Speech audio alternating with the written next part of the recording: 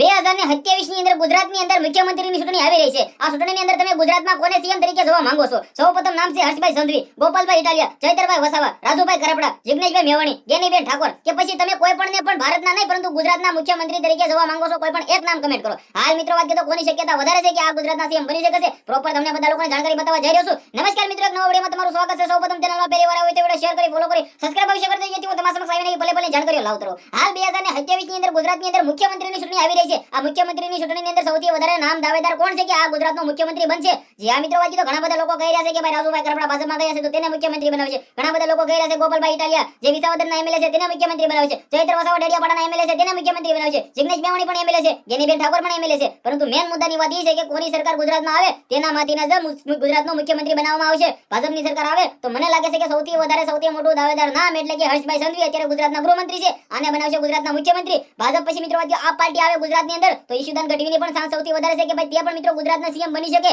જે આ મિત્રો વાત તો આ પાર્ટીની સરકાર આવે તો પણ ઈશુદાન ગઢવી હોય, ચૈત્ર વસાવા હોય કે રાજુભાઈ કરપડા હોય, આ ત્રણમાંથી કોઈ પણ એક મિત્રો ગુજરાતના મુખ્યમંત્રી બની શકે છે। બીજું મિત્રો વાત તો કોંગ્રેસની સરકાર ગુજરાતની અંદર આવે તો જિગ્નેશભાઈ મેવાણીનું પણ સારું એવું નામ છે, ગેનીબેન ઠાકોરનું પણ સારું એવું નામ છે। પરંતુ તમે ગુજરાતની અંદર કોને સીએમ બનાવવા માંગો છો? તમે કોને ગુજરાતના સીએમ નવા 2027 ની ચૂંટણીની અંદર જોવા માંગો છો? તમારી શું રાય છે? જે પણ કમેન્ટ કરો, વિડિયો શેર કરો, ફોલો કરો। આજના વિડિયોમાં ત્યાં જ માહિતી આવી કે તમને ઘણી બધી સમજણ પડી છે। આપણે એક નવા ઇન્ટરેસ્ટિંગ વિડિયો સાથે મળીએ। અત્યાર સુધી બધા લોકોને દિલથી ધન્યવાદ। ખાસ કરીને વિડિયો શેર કરતા રહેજો જેથી તમારા સમક્ષ આવીને ભલે જાણકારી લાવતો રહો। ધન્યવાદ।